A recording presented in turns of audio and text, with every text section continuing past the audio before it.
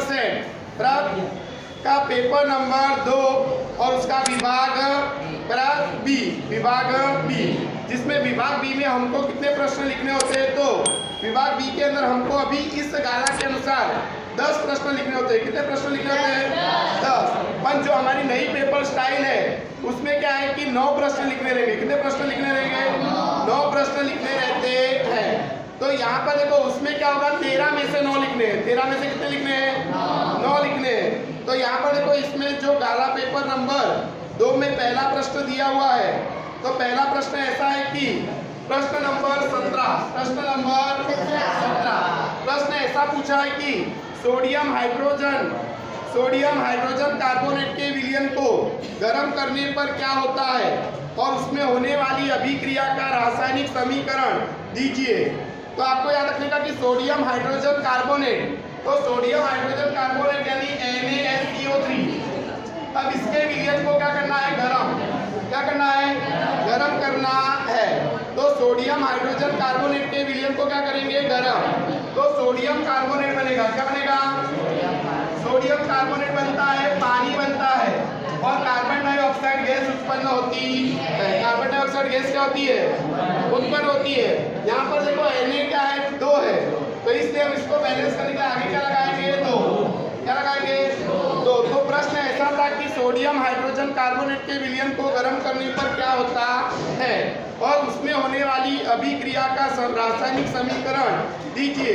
तो आपको लिखने का कि सोडियम हाइड्रोजन कार्बोनेट को गर्म करने पर सोडियम कार्बोनेट बनता है। क्या बनता है? सोडियम कार्बोनेट बनता है। क्या बनता है इसमें? सोडियम कार्बोनेट बनता है और पानी बनता है और कार्बन डाइऑक्साइड गैस क्या होती है? उत्पन्न होती है। ऐसा शब्दों में लिखने के बाद आपको ये समीकरण लिखना रहता है। तो ये हमारा पहला प्रश्न नंबर 17 का उत्तर था कि सोडियम हाइड्रोजन कार्बोनेट, जिसको हम ना बेकिंग सोडा भी बोलते हैं अथवा खाने का सोडा भी कहते हैं, तो उसको गर्म करने पर क्या होता है? तो लिखने का कि सोडियम हाइड्रोजन कार्बोनेट को गर्म करने पर सोडियम कार्बोनेट बनता है और पानी बनता है और कार्बन डाइऑक्साइड गैस उत्पन्न होती है। अब आता है हमारा प्रश्न नंबर 18। वैज्ञानिक कारण पूछा गया है। पानी गर्म करने की टंकी बनाने के लिए कॉपर का उपयोग होता है, स्टील का उपयोग क्यों नहीं किया जाता है? यानी कि ना पानी गर्म करने की क्या बनानी है? टंकी, और ये टंकी बनाने के लिए कॉपर का उपयोग होता है और स्टील का उपयोग क्यों नहीं किया जाता है? तो देखो यहाँ पर कॉपर जो है वो ऊष्मा का अच्छा चालक होता है। कैसा चालक होता है? अच्छा चालक होता है। जबकि स्टील जो है वो ऊष्मा का कैसा? कम चालक होता है। कैसा होता है? कम चालक होता है। तो पहला कारण ये है कि कॉपर ऊष्मा का अच्छा चालक होता है और स्टील ऊष्मा का कम चालक होता है। दूसरी बात कि कॉपर जो होता है वो पानी से प्रक्रिया नहीं करता, पानी से अभिक्रिया, इसलिए उस पर जंग नहीं लगती, और स्टील के अंदर एक आयरन घटक होता है, यानी लोहा होता है स्टील के अंदर, और वो पानी के साथ अभिक्रिया करता है, इसलिए उस पर जंग लगती है। उस पर जंग क्या होती है? लगती है। तो इसलिए पानी गर्म करने की टंकी बनाने के लिए कॉपर का उपयोग किया जाता है, स्टील का उपयोग नहीं किया जाता है। आपको प्रश्न पूछेगा तो आपको लिखने का कि कारण कि कॉपर ऊष्मा का अच्छा चालक होता है और स्टील ऊष्मा का कम चालक होता है। दूसरी बात क्या है कि कॉपर में क्या होता है कि कॉपर पानी के साथ अभिक्रिया नहीं करता है, इसलिए उस पर जंग नहीं लगती है। जबकि स्टील के अंदर आयरन धातु होने से वो पानी के साथ अभिक्रिया करती है और उस पर जंग लगता है। इसलिए पानी गर्म करने की टंकी बनाने के लिए कॉपर का उपयोग किया जाता है, स्टील का उपयोग नहीं किया जाता है। प्रश्न नंबर 19 है। प्रश्न नंबर 19 में हमको चैप्टर नंबर 5 का प्रश्न पूछा है। पूछे अनुसार 2 तत्वों के नाम देने हैं। पूछे अनुसार 2 तत्वों के क्या देने हैं? नाम। अब 2 तत्वों के नाम देने हैं, उसमें प्रश्न नंबर 1 और 2 करके पूछा हुआ है। प्रश्न नंबर 1 में पूछा है कि बाह्यतम कक्षा में 4 इलेक्ट्रॉन रखने वाले तत्व। अब बाह्यतम कक्षा में 4 इलेक्ट्रॉन रखने वाले 2 तत्वों का क्या बताना है? नाम। तो हमको मालूम है कि बाह्यतम कक्षा में 4 इलेक्ट्रॉन रखने वाले तत्व है कार्बन और क्या है सिलिकॉन। कार्बन और सिलिकॉन। कार्बन की परमाणु संख्या होती है 6, तो इसकी इलेक्ट्रॉन रचना 2 और 4, और सिलिकॉन की होती है 14, तो 2, 8 और 4। दोनों की बाह्यतम कक्षा में कितने इलेक्ट्रॉन है? 4। तो बाह्यतम कक्षा में 4 इलेक्ट्रॉन रखने वाले दो तत्व कौन कौन से? कार्बन और सिलिकॉन। कार्बन और सिलिकॉन ऐसे में। अब इसी में प्रश्न नंबर 2 पूछा हुआ है। प्रश्न नंबर 2 पूछा है कि बाह्यतम कक्षा में 6 इलेक्ट्रॉन रखने वाले तत्व। तो बाह्यतम कक्षा में 6 इलेक्ट्रॉन रखने वाले दो तत्वों का क्या बताना है? नाम। तो बाह्यतम कक्षा में 6 इलेक्ट्रॉन रखने वाला पहला तत्व है ऑक्सीजन, जिसकी परमाणु संख्या 8, और दूसरा है सल्फर, जिसकी परमाणु संख्या 16। इसकी इलेक्ट्रॉन रचना 2 और कितनी हो जाएगी? 6। इसकी 2, 8 और 6। तो बाह्यतम कक्षा में 6 इलेक्ट्रॉन रखने वाले दो तत्वों का नाम तो आएगा ऑक्सीजन और सल्फर। ऑक्सीजन और बोलो, समझ में आ गया? अब इसी के अथवा में इसी चैप्टर का एक प्रश्न नंबर 19 पूछा हुआ है। तो यहाँ पर हमको प्रश्न पूछा है कि एक तत्व के परमाणु की इलेक्ट्रॉन रचना दी हुई है 2, 8, 7। 2, 8, 7। एक तत्व के परमाणु की इलेक्ट्रॉन रचना कितनी दी है? 2, 8, 7। अब इस पर से उसने 2 प्रश्न पूछे हैं। पहला प्रश्न पूछा है कि इस तत्व की परमाणु संख्या कितनी होगी? इस तत्व की परमाणु संख्या कितनी होगी? तो जितनी इलेक्ट्रॉन रचना में जो संख्या है उसका क्या कर देने का? जोड़। तो 2 और 8 10, 10 और 7 17। तो इसकी परमाणु संख्या क्या होगी? 17। और ये तत्व होगा क्लोरीन। क्या होगा? जो कि 17 परमाणु संख्या रखने वाला तत्व कौन है? क्लोरीन है। अब दूसरा प्रश्न पूछा है कि वो नीचे में से किस तत्व के साथ रासायनिक रूप से समानता रखता है? तो नीचे में से नीचे हमको कुछ तत्व दिए गए हैं। नाइट्रोजन 7, फ्लोरीन 9 आज में, और यहाँ पर दिया फॉस्फोरस 15, और यहाँ पर दिया हुआ है आर्गन 18। तो नीचे में से कौन से तत्व के साथ ये रासायनिक रूप से समानता रखता है? तो क्लोरीन जो है वो समूह 17 में आया है। क्या आया है? और इसकी बाह्यतम कक्षा में कितने इलेक्ट्रॉन होते हैं? 7। कितने इलेक्ट्रॉन होते हैं? अगर मैं इसकी इलेक्ट्रॉन रचना लिखूं तो 2, 5। इसकी लिखूं तो 2 और 7। इसकी लिखूं तो बराबर 2, 8 और 5। इसकी लिखूं 2, 8 और 8। 2, 8 और 8।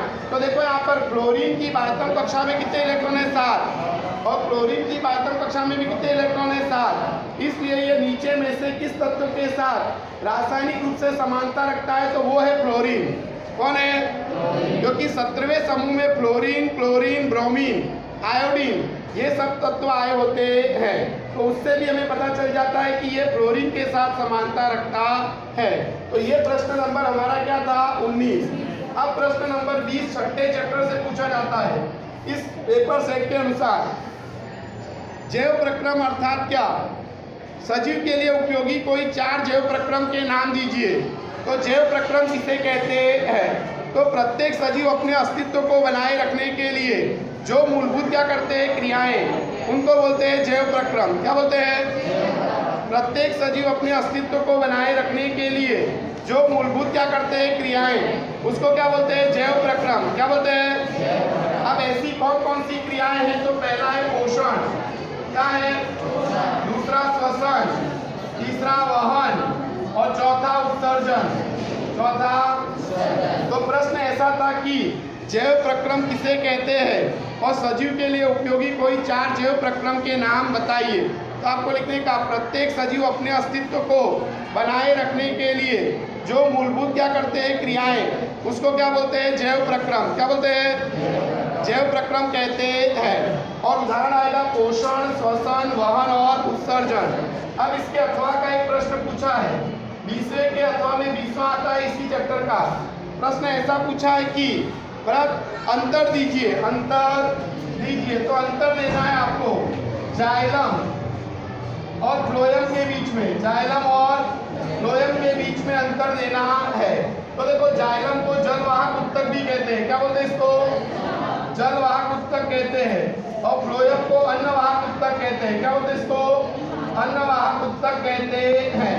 अब जाइलम जो होता है तो वनस्पति में पानी के वहन के साथ जुड़ी ऊतक को जाइलम कहते हैं और बराबर वनस्पति में भोजन के वहन के साथ जुड़ी ऊतक को फ्लोएम कहते हैं। तो पहला अंतर हमारा ये आ जाएगा कि वनस्पति में पानी के वहन के साथ जुड़ी ऊतक को जाइलम कहते हैं, वनस्पति में भोजन के वहन के साथ जुड़ी ऊतक को क्या बोलते हैं? फ्लोएम। अब क्या होता है कि जाइलम के द्वारा क्या होता है कि पानी का वहन केवल ऊपर की दिशा में होता है। कौन सी दिशा में? यानी ऊर्ध्व दिशा में होता है। कौन सी दिशा में होता है? और फ्लोएम के द्वारा भोजन का वहन ऊर्ध्व और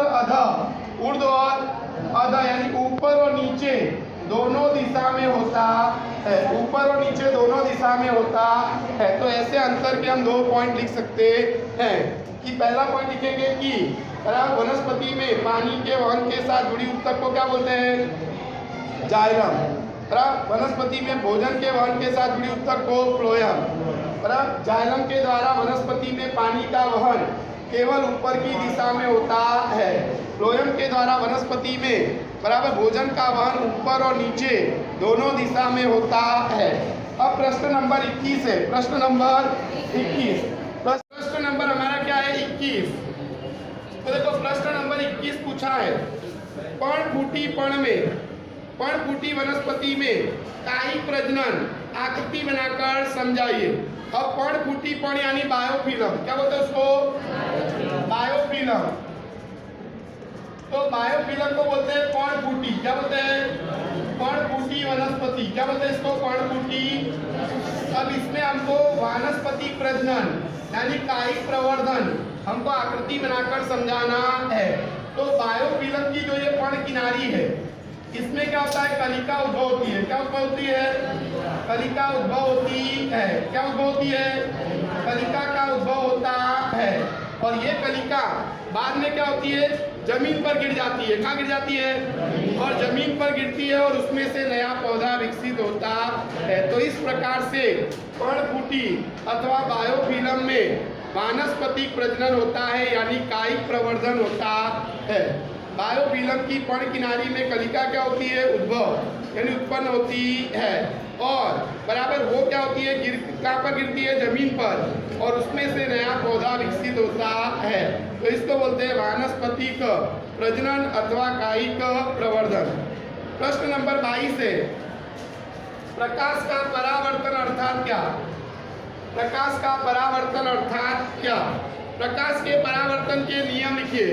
तो देखो वस्तु की सतह से प्रकाश को पीछे मोड़ने की घटना को प्रकाश का परावर्तन कहते हैं। प्रकाश का क्या बोलते हैं? परावर्तन कहते हैं। तो वस्तु की सतह से प्रकाश को पीछे मोड़ने की घटना को प्रकाश का क्या बोलते हैं?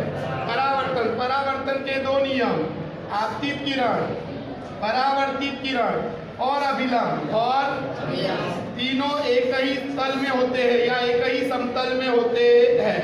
आपतित किरण, परावर्तित किरण और अभिलंब तीनों एक ही समतल में होते हैं। ब्लैक बोर्ड एक समतल है, तीनों किरण इसी पर है, कोई इसके बाहर है नहीं।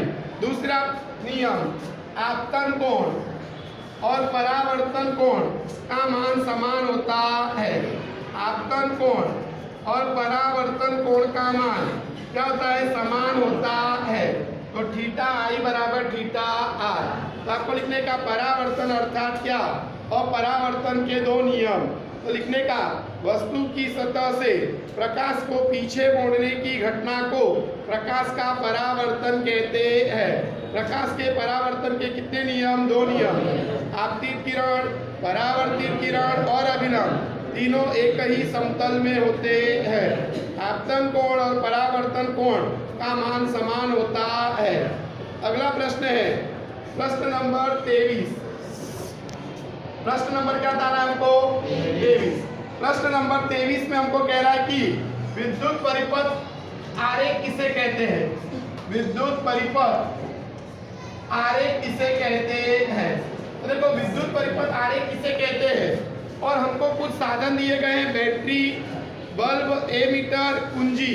इनका उपयोग करके आपको एक विद्युत परिपथ की आकृति बनानी है और उसके अंदर रेवाजिक विद्युत धारा, रेवाजिक विद्युत धारा नहीं, परंपरागत विद्युत धारा की क्या बतानी है? दिशा। तो सबसे पहले हम लिखेंगे विद्युत परिपथ आरेख किसे कहते हैं। तो विद्युत परिपथ में जोड़े गए साधनों को, विद्युत परिपथ में जोड़े गए साधनों को क्या करते हैं? संकेत में दर्शाकर, संकेत में बनाई गई आकृति को विद्युत परिपथ आरेख कहते हैं। विद्युत परिपथ में जोड़े गए साधनों को संकेत में दर्शाकर बनाई गई आकृति को क्या बोलते हैं? विद्युत परिपथ आरेख। अब ऐसा एक विद्युत परिपथ आरेख हमको कुछ साधनों की मदद से बनाना है। पहला हमको दिया है बैटरी, क्या दिया है? तो ये रही बैटरी। अब क्या कह रहा है कि बल्ब, क्या दिया हुआ है? बल्ब। तो हमको बल्ब को संकेत में ऐसे दर्शाते हैं, ये बल्ब हो गया। अब क्या कह रहा है हमको? ए मीटर, तो ए मीटर बताना है यहाँ पे। ये क्या हो गया? ए मीटर। क्या हो गया? फिर हमको कह रहा है कि बंद कुंजी, तो बंद कुंजी बतानी है। क्या बतानी है? बंद कुंजी। तो ये बैटरी, ये बल्ब, ये ए मीटर और ये कुंजी, इसका उपयोग करके हमने क्या बना दिया? विद्युत परिपथ आरेख। क्या बना दिया? अच्छा, इस विद्युत परिपथ आरेख में हमने साधनों को संकेत में दर्शाया और दर्शा के क्या बनाई? आकृति। इसलिए इसको बोलते हैं विद्युत परिपथ आकृति या तो आरेख कहते हैं। अब इसमें हमको परंपरागत विद्युत धारा की क्या बतानी है? दिशा। परंपरागत विद्युत धारा की दिशा यानी कि प्राचीन समय में ऐसा माना जाता था कि धन आवेश की गति के कारण विद्युत धारा उत्पन्न होती है, तो उसको बोलते हैं परंपरागत विद्युत धारा। क्या बोलते हैं उसको? तो परंपरागत, देखो अभी वर्तमान समय में तो हम बैटरी के धन से ऋण की तरफ विद्युत धारा बताते हैं। प्राचीन समय में ऋण से धन की तरफ विद्युत धारा जो बहती थी, धन से ऋण की तरफ विद्युत धारा क्या होती थी? बहती थी। उसको बोलते थे क्या? परंपरागत विद्युत धारा। क्या बोलते थे उसको? परंपरागत विद्युत धारा कहते थे।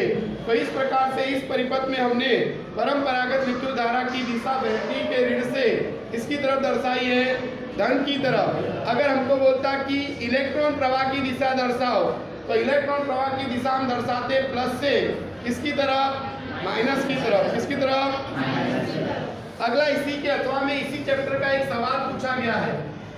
सवाल ऐसा है कि सवाल ने पूछा है कि 20 ओम प्रतिरोध, 20 ओम प्रतिरोध यानी आर का मान कितना दिया है? 20 ओम प्रतिरोध रखने वाली विद्युत इस्त्री 5 एम्पियर विद्युत धारा खींचती है। 5 एम्पियर विद्युत धारा खींचती है। तो 30 सेकंड में खर्च होने वाली या 30 सेकंड में उत्पन्न होने वाली ऊष्मा ऊर्जा का मान ज्ञात कीजिए। ऊष्मा ऊर्जा ज्ञात करनी है, आपको क्या ज्ञात करना है? W। क्या ज्ञात करना है? अब हमको मालूम है चारों के बीच में संबंध दर्शाने वाला सूत्र W बराबर I²RT। W बराबर I²RT। W हमको ज्ञात करना है। I का मान है 5 का वर्ग, R कितना है? 20, समय कितना दिया है? 30। W बराबर 5 का वर्ग 25, 20 गुणे 30, सबका गुणा करेंगे आज में तो आ जाएगा क्या? 15,000 बराबर जूल आएगा। तो कितनी विद्युत ऊर्जा उत्पन्न होती है? तो 15,000 जूल। क्या उत्पन्न होती है? तो इस प्रकार से अगर सूत्र में हमको जो कीमत दी है और क्या ज्ञात करना है ये मालूम हो, तो हम सूत्र का उपयोग करके वो कीमत ज्ञात कर सकते हैं। अब प्रश्न 24 पूछा गया है।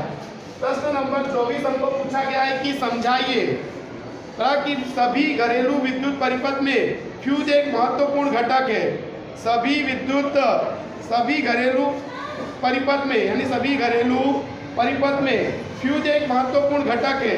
तो सभी विद्युत घरेलू परिपथ में फ्यूज एक महत्वपूर्ण क्या है? घटक है। तो हमको याद रखने का कि फ्यूज को हम घर में श्रेणी क्रम संयोजन में जोड़ते हैं। किस कौन से क्रम में? श्रेणी क्रम संयोजन में जोड़ा जाता है। कौन से क्रम में जोड़ा जाता है? अब क्या होता है? जब क्या होता है कि लघु पतन होता है। लघु क्या होता है? पतन अथवा अति भारण होता है। क्या होता है? यानी शॉर्ट सर्किट। और क्या होता है? ओवरलोडिंग। तो परिपथ में से अधिक विद्युत धारा बहती है। अधिक विद्युत धारा क्या होती है? प्रवाहित होती है। अधिक विद्युत धारा क्या होती है? प्रवाहित होती है। अधिक विद्युत धारा प्रवाहित होती है। जिसके कारण अधिक ऊष्मा ऊर्जा उत्पन्न होती है। अधिक ऊष्मा ऊर्जा क्या होती है? उत्पन्न होती है। अधिक ऊष्मा ऊर्जा क्या होती है? उत्पन्न होती है। और फ्यूज का वायर गलकर टूट जाता है, क्योंकि फ्यूज के वायर का गलनांक कैसा होता है? कम। इसलिए वो तुरंत ही, जैसे थोड़ा तार गर्म होगा, फ्यूज का वायर तुरंत गलकर टूट जाता है और परिपथ में से बहने वाली विद्युत धारा बंद हो जाती है और हमारे सभी साधन सुरक्षित रहते हैं। हमारे सभी साधन क्या होते हैं? इसलिए सभी घरेलू परिपथ में फ्यूज एक महत्वपूर्ण क्या है? घटक है। फ्यूज एक महत्वपूर्ण क्या है? बोलो, समझ में आ गया? लिखने का कि घर में फ्यूज को श्रेणी क्रम संयोजन में जोड़ा जाता है। जब क्या होता है? लघु पतन अथवा तो अति भारण क्या होता है? तो परिपथ में से अधिक विद्युत धारा क्या होती है? बहती है और अधिक ऊष्मा ऊर्जा उत्पन्न होती है, जिससे फ्यूज का वायर गलकर टूट जाता है और परिपथ में से बहने वाली विद्युत धारा बंद हो जाती है और हमारे कीमती साधन सुरक्षित रहते हैं। इसलिए घरेलू परिपथ में फ्यूज महत्वपूर्ण क्या है? घटक है। अगला प्रश्न 25वां पूछा गया है। 25वां प्रश्न ऐसा है कि पारितंत्र में अपमार्जक की भूमिका बतानी है। किसकी बतानी है? तो मैंने कहा था आपको कि जटिल कार्बनिक पदार्थों का सरल कार्बनिक पदार्थ अकार्बनिक पदार्थ में, जटिल कार्बनिक पदार्थों का सरल अकार्बनिक पदार्थ में रूपांतर करते हैं। क्या करते हैं? और उसको जमीन में स्थापित करते हैं। जमीन में जहाँ से वनस्पति उसको फिर से ग्रहण करती है और उसके वृद्धि और विकास में उसका क्या करती है? उपयोग। तो लिखने का पारितंत्र में अपमार्जक की भूमिका। पारितंत्र में अपमार्जक की भूमिका जटिल कार्बनिक पदार्थों को सरल और कार्बनिक पदार्थ में क्या करते हैं? बदलते हैं और उसको जमीन में स्थापित करते हैं और वहाँ से वनस्पति उसको पुनः क्या करती है? ग्रहण करती है और उसके वृद्धि विकास में उसका उपयोग करती है। अगला प्रश्न है 26वां प्रश्न। पर्यावरण बचाने के लिए हमको 2 आर समझाने हैं। पहला आर बताना है रिफ्यूज। क्या बताना है हमको? रिफ्यूज। रिफ्यूज का मतलब होता है इनकार करना। और दूसरा आर हमको समझाना है, बराबर क्या समझाना है? दूसरा आर रीपर्पस, रीपर्पोज। पहला हमको बताना है रिफ्यूज। रिफ्यूज का मतलब होता है इनकार करना, यानी ऐसी वस्तु जो हमारे परिवार और पर्यावरण के लिए क्या हो? नुकसानकारक अथवा हानिकारक हो, ऐसी वस्तु को लेने से हमें इनकार करना चाहिए। जैसे प्लास्टिक की थैली, हमें उसको लेने से इनकार करना चाहिए। तो यहाँ पर रिफ्यूज का मतलब होता है इनकार करना। तो ऐसी वस्तु जो हमारे परिवार और पर्यावरण के लिए क्या है? हानिकारक है, ऐसी वस्तुओं को लेने से हमें इनकार करना चाहिए। ऐसी वस्तुओं को लेने से हमें क्या करना चाहिए? इनकार करना चाहिए। जैसे उदाहरण के लिए प्लास्टिक की थैली। अब आता है रीपर्पोज। रीपर्पोज का मतलब होता है कि उद्देश्य में बदली। उद्देश्य में यानी उद्देश्य बदलना। उद्देश्य क्या करना? तो किसी वस्तु का उपयोग अगर मूल्य उद्देश्य के लिए नहीं हो रहा है, मूल उद्देश्य के लिए नहीं हो रहा है, तो उसका उपयोग हमें दूसरे चीज में करना चाहिए। जैसे बर्नी का हैंडल टूट गया हो अथवा कप का हैंडल क्या हो? टूट गया हो, तो हमें उसके अंदर छोटा पौधा लगाना चाहिए, क्योंकि अगर कप का हैंडल टूट गया है तो हम उसमें चाय पी सकते हैं नहीं। आज में तो हम उसमें छोटा पौधा लगाएंगे तो उसमें एक पौधा तैयार हो जाएगा, तो वो कहलाएगा क्या? रीपर्पोज। क्या कहलाएगा? यानी हेतु बदलना। क्या बदलना? हेतु में परिवर्तन करना। तो पर्यावरण बचाने के लिए 5 आर हैं। 5 आर में से 2 आर पूछे गए हैं। रिफ्यूज यानी इनकार करना और रीपर्पोज यानी उद्देश्य में परिवर्तन। उद्देश्य में परिवर्तन। इसी के अथवा में 26वां प्रश्न पूछा गया है, जंगल का महत्व बताइए। तो जंगल में से हमें घास चारा, दवाई, रेसे, रेजिन, बांस, फल, ये सब चीज प्राप्त होता है। बांस का उपयोग तो हम झोपड़ी और टोकरी बनाने में भी करते हैं। तो जंगल में से हमें क्या क्या मिलता है, वो उसका क्या हो गया? महत्व। जंगल में से हमें घास चारा, ईंधन के लिए लकड़ी, इमारती लकड़ियाँ, फर्नीचर बनाने के लिए लकड़ी मिलती है। दूसरा क्या मिलती है? दवाई यानी औषधि मिलती है। क्या मिलती है? फल मिलता है। दूसरा क्या मिलता है हमको? बांस। क्या मिलता है? बांस का उपयोग तो हम झोपड़ी और टोकरी बनाने में करते हैं। तो इस प्रकार से गाला के पेपर नंबर 2 में विभाग बी सेक्शन बी में बराबर 17 से लेकर 26 तक के प्रश्न पूछे गए थे, जिसका मैंने आपको उत्तर बताया है।